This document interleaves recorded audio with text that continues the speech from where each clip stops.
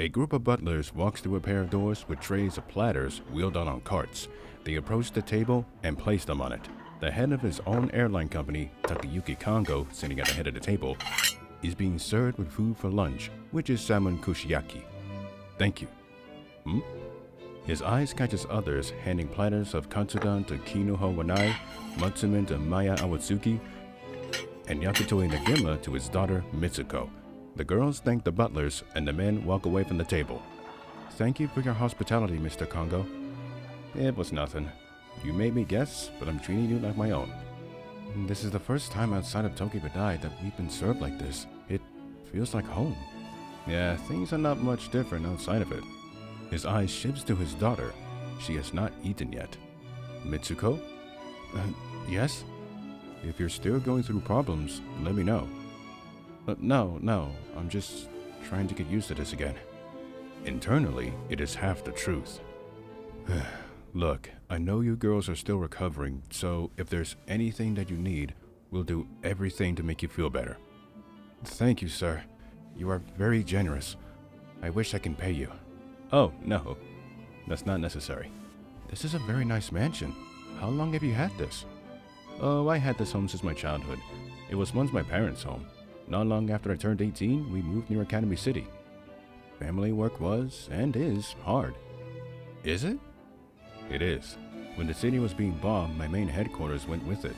Luckily, I managed to make enough money to make more throughout Japan, so business continues as usual. Although because of the kaiju and the Celtics, all flights have been grounded. A man in a tuxedo walks up to the chairman. Excuse me, sir. The general of the air base wants to see you. I see. Tell him I'll be there this evening. Of course, sir. Father, is everything okay? An important matter has come up. 7:05 p.m. The gate opens. A limousine drives in through. It turns, following down the path. Chairman Kongou rides in the back seat. He checks his watch and sees the time. I'm running a bit late, but that's okay. He puts it back in his pocket, then looks ahead. You know, girls, you didn't have to come with me to the base. This is very top secret. Mitsuko, Wanai, and Awatsuki sits in a long seat on the right. Father, don't you trust us? We'll be fine. Plus, we needed to get out of the mansion at some point or another. I'm just saying that, aside from Mitsuko, you two aren't supposed to see this. Mr. Kongou, we've been friends with Mitsuko for months. Whatever it is, we'll keep it to ourselves. That's right. We won't say a word.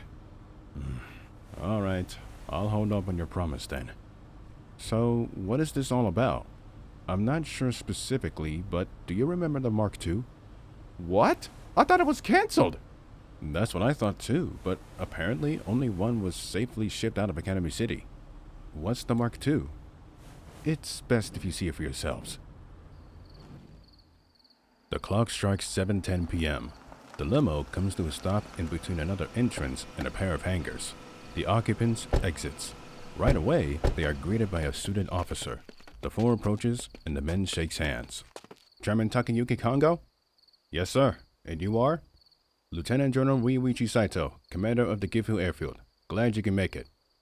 His eyes darts to the girls. Who are they? The two stop shaking hands. The one on the right is my daughter, Mitsuko. And these are her friends, Wanai and Awatsuki. The girls bow their heads. A pleasure to meet you. They then lift their heads. Mr.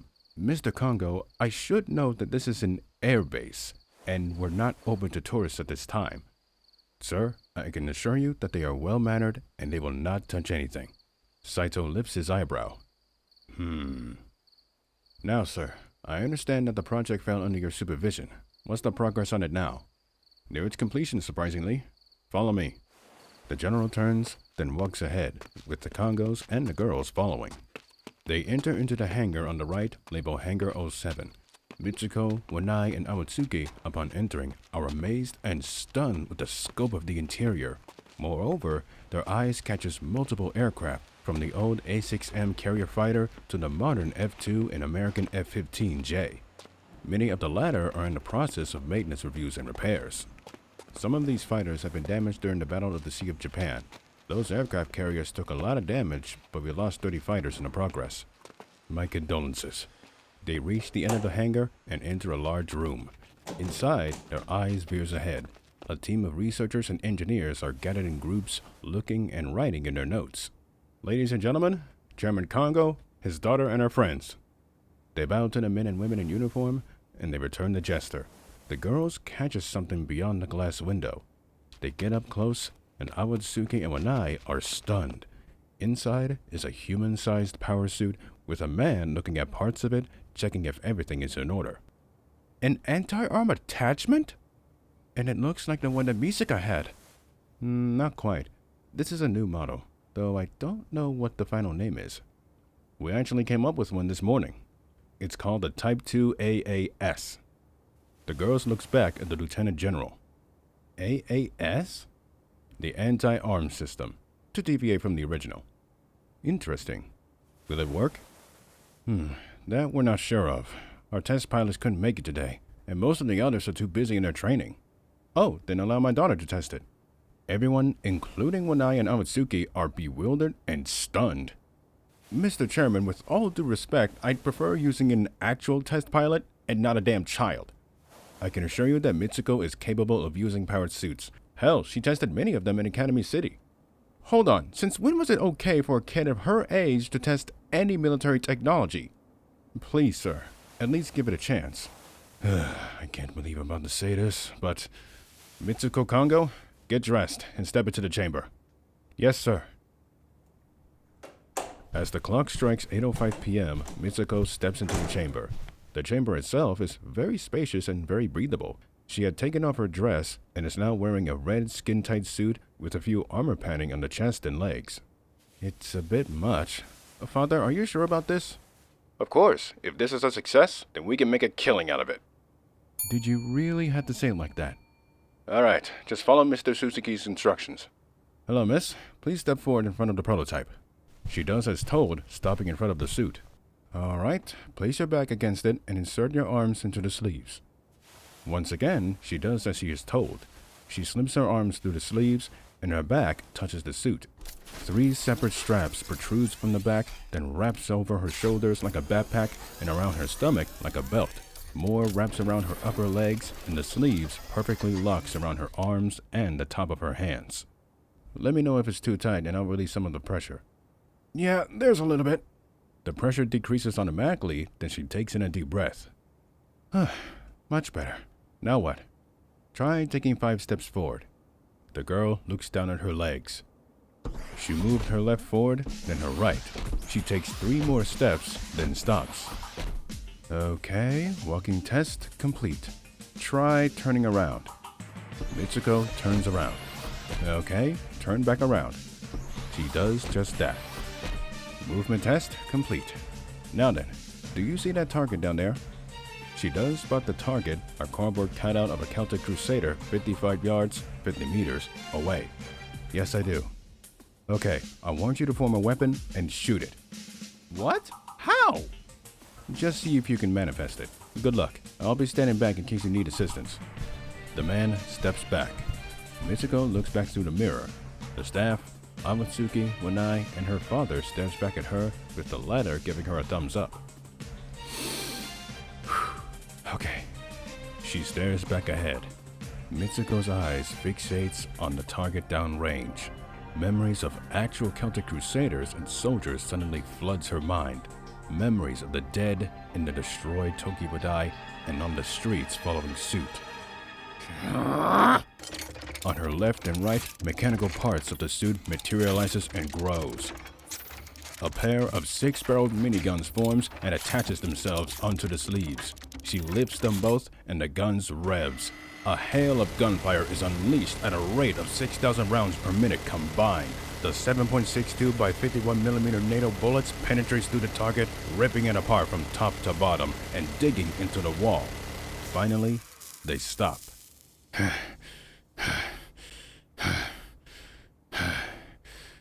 Phew. She rests her arms down and the miniguns dematerializes. The girl turns her head to the window. Upon doing so, she finds that everyone has their eyes widen and their mouths open. What? Remind me not to piss you off. That was amazing! How did you do that? I don't know. I may answer that for you. You somehow managed to manifest your anger into something more lethal. What caused your anger? To tell you the truth, I'm usually a calm and reserved girl, but I guess seeing a Celtic might have something to do with it. Mr. Chairman, is this true? Oh, yes. You see, my daughter is an Esper. When we arrived at my mansion, she used my gym to let out some anger. Interesting. Well, we know that one now. Miss Mitsuko, you may step out of the chamber. Thank you for your assistance. Yes, sir. Now to get out of this thing. The straps detaches from her shoulders, waist, and legs automatically. Then it rocks from her back onto the stand. Oh, never mind. Well, Saito, the test is a success. What do you say? I say we got ourselves a new weapon, but that comes with some logistical issues. Like what? For starters, further research. Most of the scientists from Academy City are dead, and we're left with only the blueprints that they made. The problem with that is that we may know the design, but its use makes no sense. It's supposed to be a land-based power suit, while also operating from an aircraft carrier. Wait, what? I thought Japan wasn't allowed to make carriers. It's not, but Academy City has started constructing theirs 14 months ago, without informing our Prime Minister. But like everything else, 5 of them are destroyed and only 2 are left functional and are now commissioned into the Maritime Self-Defense Force as defense carriers. A man walks up to Takayuki. Not to mention, Mr. Chairman, the blueprints that we received are very complex. We were shocked at the amount of components that is required to construct the first prototype, but we didn't have enough material to make it. The Ministry of Defense gave us a budget that is not even close to what we want. We looked to other countries like the United States, but they switched their attention to helping Britain against the Celtic Union. So much for international help. And to be fair, it does give us some secrecy. The fuel problem is becoming a headache. Like, how are we supposed to power this thing? Oil? That'll burn up way too quickly. Gas or diesel? Same problem. So what was the solution, and how did you build it? Well, the answer is on the runway. Takayuki is now intrigued. Even the girls are curious. 8:12 p.m. Yoshida, Saito, Kongou, and the girls exit the hangar on the other side. The latter's eyes spots parked F2s, an H-60, and an AH-60. Those guys just came back from their patrols. What we're going to see is much bigger than them. And girls, prepare yourselves. They are confused, but they take the man's word. They come around the corner in sight of the open runway. Stretching 2.1 miles, 3.38 kilometers, the girls looks from one end on the right to the other on the left. But upon doing so, their eyes widen. Their hearts beat rapidly. Even Takayuki stops in his tracks. Sitting on the runway is a massive plane. A plane that is more massive than the American B-52. Holy shit! Is that the... Yes, sir. The Celtic Union's B-84 Mesofortress bomber. The chairman looks back at the girls. He knows of the very same bomber that destroyed Academy City along with 1,000 others. Mitsuko? Girls? They snap out of it. How was that thing here? Well, little lady, it's a long story. Follow me. They continue on. Getting closer to it, the ones that have not seen it up close, the Kongos, Wanai, and Awasuki, are awestruck of the true size of the aircraft. Whoa, this is overwhelming. But I don't understand. From what I heard, all of the bombers were not even close to being recoverable. How is this one in one piece? It's a long story. We've always wondered how their bombers can make it from northern Norway to Ireland. We came up with ideas, proposals, and theories, none of which would make any sense. But then, when over 1,000 of them breached our airspace, we're trying to figure out why they haven't been detected by the Russians or the Americans. We wondered how they haven't ran out of fuel halfway through their journeys. That's still a mystery. The 5 walks under the wings and past the propeller engines. Even I know that a prop plane wouldn't reach the Bering Sea. So what's your point, Yoshida? They stop on the side of the plane. Yoshida reaches for a lever. My friend, It turns out that the material we need for the Type 2 is inside of the bomber itself. He turns the lever to the right. The hatch opens up with steps that allows one to enter through. The three of us should enter. Mitsuko, Awatsuki, Wanai, stay out here. The three men walks up the steps inside of the aircraft. Mitsuko herself thinks, full of ideas and questions that needs to be answered. Inside, Takayuki, Saito, and Yoshida enters the bomb bay. They spot a pair of Grand Slam bombs with the yield of 10 tons. Are they armed? They were, but they were disarmed when the bomber touched down. The chairman becomes baffled. And these bombs, as well as the bomber itself, are made from the same material. Now he's even more baffled. How the hell is that even possible? We found a manual that explains everything. It's in the cockpit. He nods his head. The men exit out of the bomb bay and into the long and narrow corridor.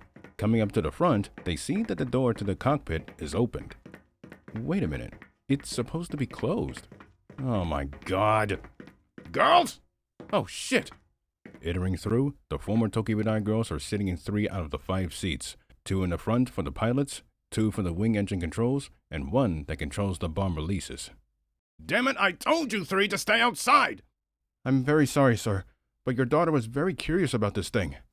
I am, and look at this. Nope, I'm not falling for that. Out. No, I'm serious. Look at the fuel meter. It's not empty. Wait, what? He moves up beside her, and his eyes gazes at the gauge of the fuel tanks. Oh my god, you're right. It isn't. It's still nearly full. Wait, she's not lying? Yoshida, where's that manual? Oh, it's right here.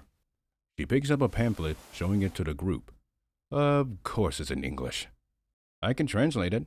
She opens it and reads a page. Engineers and air crews must maintain the airframe of the aircraft. If some parts of the material begins to fall apart after enemy action or over 100 years after entering service, head to an airbase for maintenance. Hold on, this thing can last for 100 years? How is that possible? There's more. Once a bomber or bomber fleet has returned, we will rebuild the damaged airframe using metal made from element 223.